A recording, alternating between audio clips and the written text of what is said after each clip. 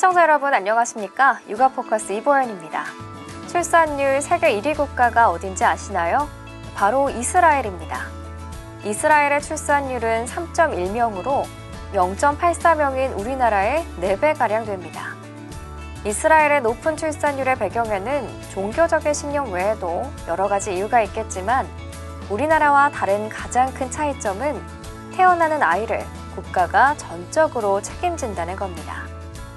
이스라엘에서는 불임 부부가 애를 낳기 위해 드는 비용을 전액 국가가 책임진다고 합니다.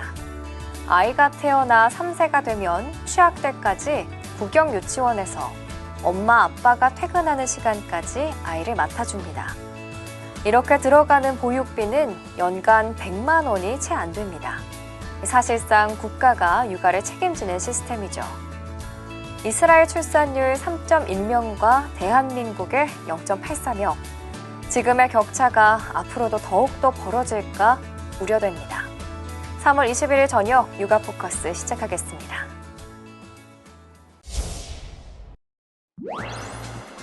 지난해 지방자치단체 과장급 여성 공직자 비율이 처음으로 20%를 넘은 것으로 나타났습니다. 여성가족부에 따르면 지방에 근무하는 5급 이상 공무원 중 여성의 비율은 2018년 15% 수준에서 점차 늘어 지난해 20.8%로 집계됐고 중앙부처 본부과장급도 여성이 22.8%를 차지했습니다. 지난해 공공부문 가운데 여성관리자 비율이 가장 높은 곳은 교육부로 여성 교장교감의 비율이 44.5%에 달했습니다. 반면 여성 관리자 비율이 가장 낮은 기관은 2.7%에 그친 해양경찰청이었습니다. 경찰이 최근 3년간 서울에서 2회 이상 학대 신고가 들어온 아동을 대상으로 전수조사를 실시합니다. 서울시와 합동으로 이뤄지는 이번 조사에선 학대 여부 점검과 가족 심층 면담 등이 진행되는데요. 경찰은 관련 조사를 정례화할 방침입니다. 서울경찰청과 서울시가 아동학대 의심 사례 합동 전수조사를 실시하기로 했습니다. 대상은 최근 3년간 2회 이상 학대 신고가 들어온 가정으로 관련 아동은 모두 688명, 기간은 3월 8일부터 다음 달 말까지입니다. 학대 예방 경찰관과 자치구 학대 전담 공무원, 아동보호기관 관계자로 구성된 조사단은 학대 여부 조사와 함께 해당 가정이 처한 환경 등에 대해 가족 심층 면담도 진행할 계획입니다. 전수조사는 올해 10월에도 이루어질 예정이고 매년 실시하는 등 정례화하여 아동학대 사각지대가 발생하지 않도록 전문가들은 이번 조사가 실질적인 학대 예방 효과로 이어지기 위해선 정확한 상황 진단과 이와 관련된 유관기관의 지속적 모니터링과 지원 등이 뒤따라야 한다고 강조합니다. 신고받은 가정은 위기 가정이다라고 생각하면 좋아요. 그게 한 번이건 두 번이건 간에 그 지역사회에서 관심을 갖고 돌볼 수 있게 하는 지원 체계를 좀 더 풍성하게 마련해 주는데 초점이 맞춰져야 되는 거죠. 잇따른 아동학대 사건이 사회에 충격을 주고 있는 가운데 학대 발생 가정을 처벌 관점이 아닌 보호 지원 대상으로 접근하는 노력이 필요하다는 지적입니다. 지난 2일 전국의 학교들이 개학하면서 등교 수업과 더불어 지난해처럼 온라인 원격 수업도 병행하고 있는데요. 정부가 개발한 원격 수업 플랫폼이 말썽을 일으켜 학생과 학부모들이 불편을 겪고 있습니다. 맘카페 등 온라인 커뮤니티에는 EBS 원격 수업 플랫폼인 온라인 클래스가 먹통이란 게시물이 잇따라 올라왔습니다. 접속이 원활하지 않거나 수업 화면이 뜨지 않는다는 내용입니다. 재접속하라 그래서 재접속하면 이제 한참 기다려야 되고, 그래서 그런 과정에서 출결 확인하는 조회 시간을 놓친다던가. 온라인 클래스를 비롯해 또 다른 원격 수업 플랫폼인 이학습터에서도 비슷한 오류가 이어지고 있었던 상황. 현장에 불편이 커지자 교육부는 서버 자체의 문제는 아니라면서 일부 프로그램에서 발생한 오류를 즉각 시정하며 모니터링하고 있다고 해명했습니다. 그러나 교육 현장에선 예고된 혼란이라는 비판의 목소리가 적지 않습니다. 교육부가 새 기능을 탑재한 원격 수업 플랫폼을 개학 직전에 늑장으로 내놓은 탓에 적응 기간이 부족했다는 지적입니다. 학교마다 혼란들이 좀 있었고요. 상당수가 줌이라던가 제2의 방법들을 좀 찾아서 진행은 되고 있는 것 같아요. 온라인 클래스 통해서 준비했었던 선생님들 입장에서는 많이 어려움이 있죠. 앞서 등교 수업이 이루어진 일부 학교에선 학생들이 스스로 건강 상태를 체크하도록 하는 자가진단 앱이 제대로 작동하지 않으며 혼선을 빚기도 했습니다. 교육당국의 일부 미숙한 운영에 곳곳에서 볼멘 소리가 나오고 있습니다.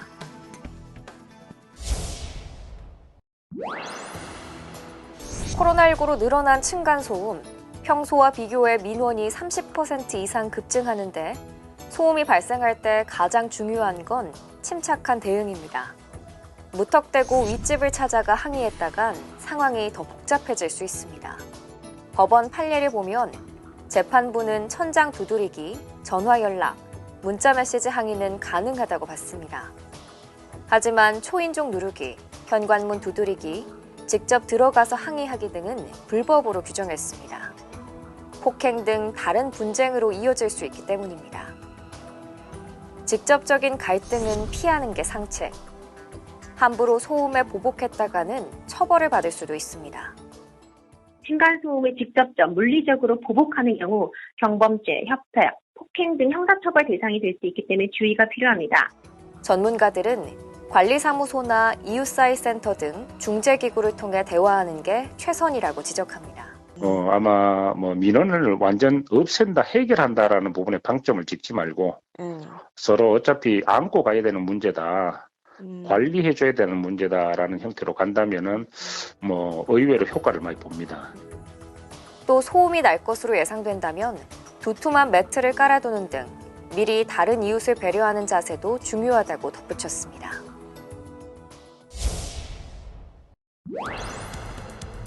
이번 겨울은 계절성 대표 감염병인 독감이 유행하지 않고 지나간 것으로 나타났습니다. 질병관리청에 따르면 독감 유행이 본격화하는 시기인 지난해 44주차부터 올해 8주차까지 외래 환자 1000명당 독감 의심 환자 수는 2명 안팎으로 유행주의보 발령 기준인 5.8명을 계속 밑돌았습니다. 코로나19 예방을 위해 마스크 착용과 개인 위생 관리를 철저히 한 덕분으로 풀이됩니다. 또 작년과 재작년 모두 36주차에 처음으로 인플루엔자 바이러스가 검출된 것과 달리 지난해 하반기에는 단 한 건도 바이러스가 나오지 않았습니다. 유명인이라며 최근 SNS 등에서 퍼진 이성, 동성 간 성적 영상물.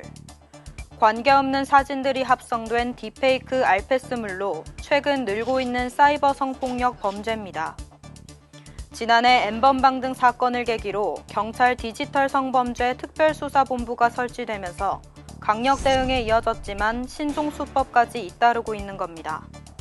경찰이 온라인상 성폭력 범죄 수요와 공급 원천 차단을 위해 10월까지 불법 유통망과 공급책 집중 단속에 나서기로 했습니다. 대상은 기존 성착취물을 포함해 신종 성범죄물 제작, 유통, 소지 행위입니다.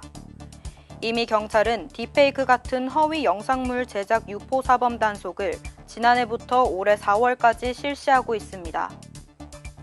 텔레그램, 디스코드 등을 중점 단속 대상으로 선정해 엄정 수사하고 피해자 보호 지원을 위한 관계기관 협업 및 제도 개선도 적극 추진하겠습니다. 경찰은 공조수사를 통해 국외 도피 피해자를 신속 검거 송환하고 불법 행위로 얻은 범죄 수익금은 몰수와 추징 보전에 적극 나설 방침입니다. 또 온라인 성범죄 가해자와 피해자 다수가 10대 이하인 만큼 청소년 상대 교육 홍보 활동을 추진할 예정입니다.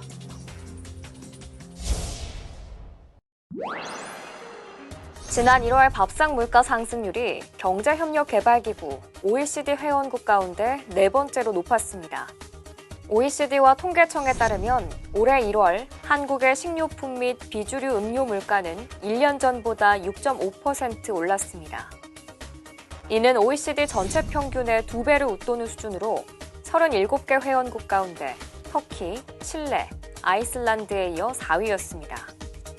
한국 식품물가 상승률은 지난해 1월까지만 해도 1%대에 그쳤으나 7월 4.3%로 올라서면서 하반기 들어 오름폭이 커졌습니다. 또 지난 2월 식품물가 상승률은 9.7%로 2011년 8월 이후 9년 6개월 만에 최고치였습니다. 코로나19 사태로 일회용품이 폭발적으로 증가하긴 했지만 반대로 제로 웨이스트 운동이 더욱 확산하는 계기도 됐는데요. 일회용품 쓰레기 없는 삶을 다양한 방식으로 실천하고 있는 사람들을 직접 만나봤습니다.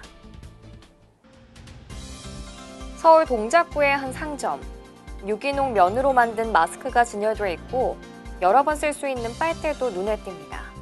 플라스틱이 아닌 대나무로 만든 칫솔까지 친환경 소재를 사용한 이른바 제로 웨이스트 상품입니다. 대나무 칫솔을 보면서 여기도 플라스틱이 있었구나 하면서 서로 의견 교환하고 써보고 싶다고 사가시기도 하고 그래요. 코로나19 사태로 인해 배달 서비스 이용량이 증가하면서 일회용품 사용을 줄이자는 제로 웨이스트 운동이 더욱 힘을 받고 있습니다.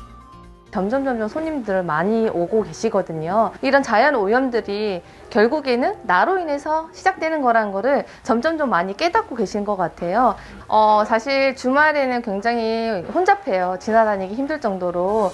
일회용기를 아예 쓰지 않는 식당과 카페도 등장했고 환경단체는 기업과 함께 재사용 가능한 용기를 생산하는 캠페인을 진행했습니다.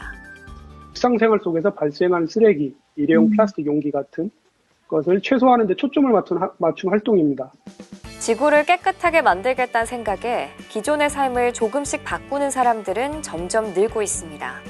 카페에 갈 때 텀블러를 가져가고 재사용 가능한 용기로 된 제품을 더 많이 사는 일상 속 실천. 더 나은 지구를 위해 작은 변화부터 시작하는 게 어떨까요? 넓은 온실 안에서 딸기가 탐스럽게 익어가고 있습니다.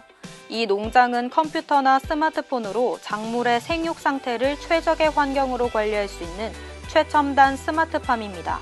시간과 장소에 관계없이 비료도 주고 온도도 조절할 수 있어 농사를 아주 쉽게 지을 수 있을 뿐만 아니라 딸기의 품질이나 생산성이 아주 좋습니다.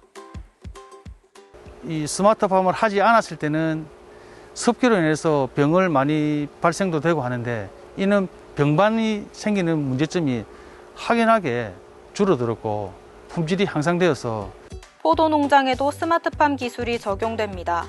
생육 시기별로 온도와 습도, 양약을 적절히 조절해 고품질 포도를 생산할 수 있습니다. 이처럼 스마트팜은 농산물의 품질과 생산성을 높이고 경영비는 낮춰 농가 소득 증대에 기여하고 있습니다. 스마트 농업을 통한 그 농가의 그 편의성을 제공하는 게 가장 큰 첫 번째 요인이고요. 빅데이터를 활용한 분석 능력을 키워서 하우스를 최고의 그 최상의 상태로 유지. 농촌진흥청은 스마트팜 도입을 희망하는 농가가 기술을 쉽게 배울 수 있도록 전국 스마트팜 교육장을 현재 70곳에서 향후 3년 동안 130곳으로 확대할 계획입니다. 첨단 과학 기술이 접목된 스마트팜이 고령화와 인력난에 시달리는 농촌과 농가에 희망을 주고 있습니다.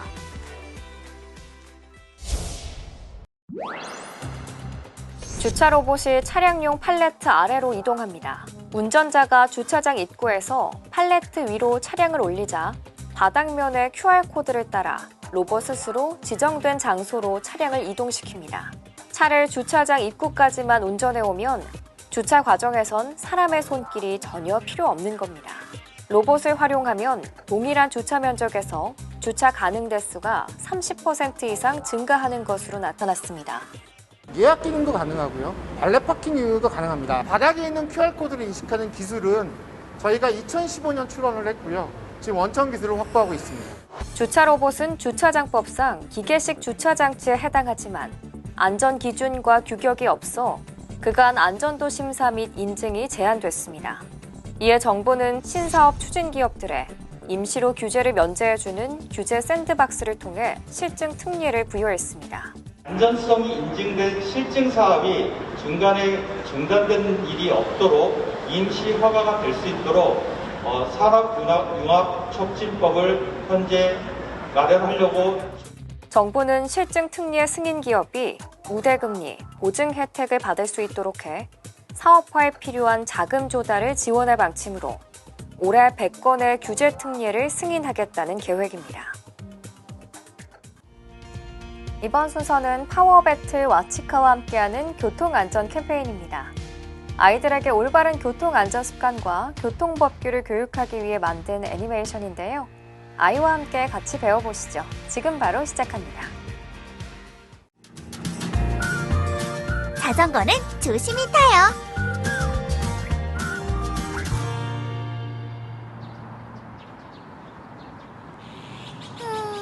로이는 어디 있지? 아리야!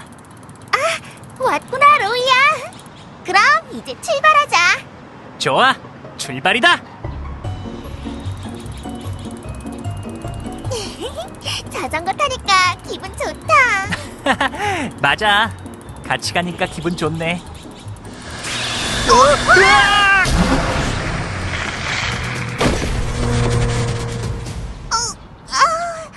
너무 놀랬어.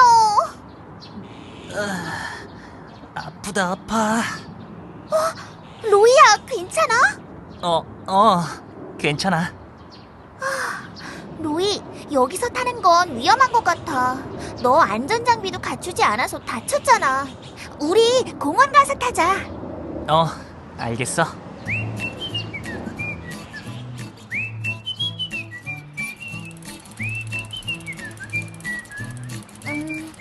여긴 위험한 거 없겠지, 로이야?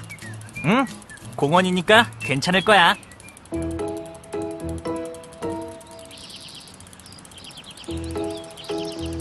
아리야, 안 힘들어? 응, 아직 땀도 안 났어. 난 괜찮아. 난 목이 좀 마른데. 편의점에서 쉬면 안 돼? 알겠어. 그럼 거기서 맛있는 것도 먹자. 뒤로 걷는 게 건강에 좋지. 멈춰야 돼!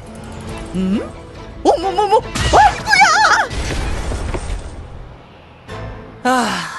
다행이야. 아주머니, 괜찮으세요? 괜찮아요. 하지만 학생, 여기는 보행자 전용 도로예요. 자전거는 여기로 가야지. 에구, 그렇구나. 아주머니 말씀이 맞아. 죄송합니다, 아주머니. 정말 죄송해요. 앞으로는 꼭 자전거 도로에서 탈게요. 좋아요, 학생. 그럼 난 먼저 갈게요.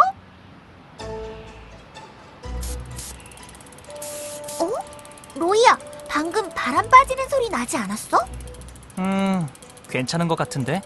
다른 소리였나 봐. 이상하다. 분명히 들었는데. 아니야, 괜찮아. 빨리 편의점 가자. 배고프다. 응, 알겠어. 가자. 어라, 뭔가 이상해. 자전거가 앞으로 안 나가. 로이야, 바퀴에 바람이 빠졌잖아. 아깐 괜찮았던 것 같은데. 로이, 자전거는 타기 전에 항상 꼼꼼히 확인해야지. 다음부터는 꼭 그럴게. 약속이야. 알겠어. 믿을게. 친구들 안녕. 이번엔 자전거를 탈 때 꼭 지켜야 할 안전수칙 3가지에 대해서 알려줄게. 첫 번째, 자전거는 꼭 안전한 곳에서 안전장비를 갖추고 타야 해. 차들이 빠르게 다니는 도로나 오토바이 또는 차량이 있는 골목은 금지. 꼭 안전한 장소에서 자전거를 타야 해. 그리고 안전장비를 꼭 착용해서 다치지 않도록 해. 두 번째, 보행자 전용 도로에서는 타지 않기. 공원에서도 표지판에 따라서 달라지니까 꼭 꼼꼼히 보고 조심해서 타야 해. 자전거 도로에서 자전거를 타고 항상 앞을 보고 주변을 살피면서 운전하자. 세 번째, 자전거 타기 전에는 미리 꼼꼼히 준비하고 살펴보기. 자전거 바퀴는 타다가 바람이 빠질 수도 있으니 미리 꼼꼼히 살펴봐야 해. 바람 빠진 자전거를 타다간 자칫 큰 사고가 날 수 있어. 앞으로 자전거를 탈 때 이 세 가지는 꼭 지켜줘, 얘들아.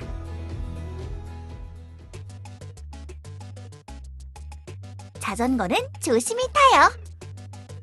하나, 자전거를 탈 땐 다치지 않게 안전장비를 갖추고 타요. 둘, 자전거를 탈 때는 꼭 도로 표지판을 확인하고 안전한 곳에서 타요. 셋, 자전거를 타기 전엔 미리 꼼꼼히 준비하고 자전거 바퀴를 꼭 살펴봐요.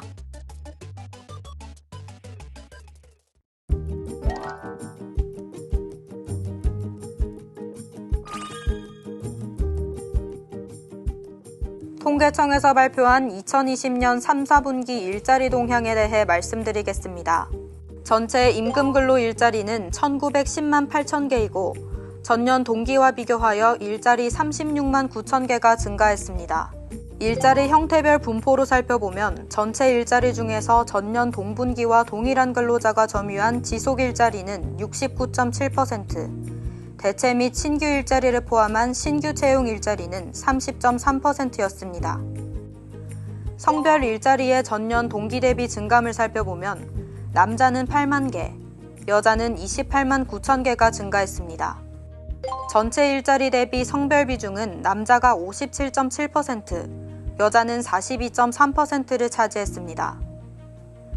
연령대별 일자리의 전년 동기 대비 증감을 살펴보면 20대 이하와 30대는 감소한 반면 40대, 50대, 60대 이상은 증가했습니다.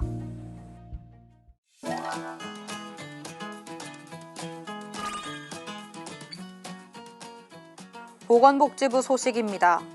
아동학대 대응체계 강화 방안 이행계획 제2차 점검회의가 개최됐습니다. 보건복지부는 관계부처와 함께 3월 30일 시행 예정된 즉각분리제도 시행에 대비하여 학대 피해 아동 보호쉼터, 위기아동 보호가정 등 확충 추진사항 및 17개 시도의 준비 상황을 점검했습니다. 여성가족부는 한부모 가족 및 조손 가족을 위한 단계별 분야별 정부 지원 복지 서비스를 한눈에 볼 수 있는 2021년 한부모 조손 가족 복지 서비스 안내서를 발간했습니다. 안내서에는 임신 출산, 양육 돌봄, 시설 주거, 교육 취업 등으로 구분하여 지원 내용과 신청 방법 등이 담겨 있습니다. 충청남도가 SNS를 이용한 저출산 극복 함께해요 전국민 포함 릴레이 챌린지에 돌입했습니다. 포함은 함께 일하고 함께 돌보고 함께 지키고 함께 행복한 대한민국 만들기 동참의 취지로 함께라는 단어가 4번 반복된다는 의미의 참여형 캠페인입니다. 저출산 극복 사진 및 동영상을 개인 SNS에 게시한 뒤 일주일 단위로 후속 참여자 2명을 지목하는 방식으로 진행 중입니다. 인구보건복지협회가 비대면 시대의 우리 가족 이야기를 주제로 가족 참여 동영상 공모전을 개최합니다. 공모전 접수 기간은 3월 22일 월요일까지며 전 국민 누구나 참여 가능합니다. 작품 접수는 공모전 홈페이지를 통해 온라인으로 하면 됩니다. 장르는 제한이 없으며 분량은 1분 이상 5분 이내입니다. 자세한 공모전 정보는 홈페이지에서 확인하실 수 있으며 관련 문의사항은 인구보건복지협회 인구사업과로 문의하시면 됩니다. 많은 응모 부탁드립니다. 벌써 한 주가 지나고 내일이면 새로운 한 주가 시작됩니다. 매일 아침 10시면 어김없이 들려오는 전날 코로나 환자 집계 소식에 이제는 무덤덤해지기까지 합니다. 백신 접종에 대한 온갖 뉴스도 넘쳐나는데요. 이제는 코로나19와 함께 살아가는 지혜를 터득해야 할 때인 것 같습니다. 저는 내일 오전 11시 새로운 모습으로 다시 찾아뵙겠습니다. 고맙습니다.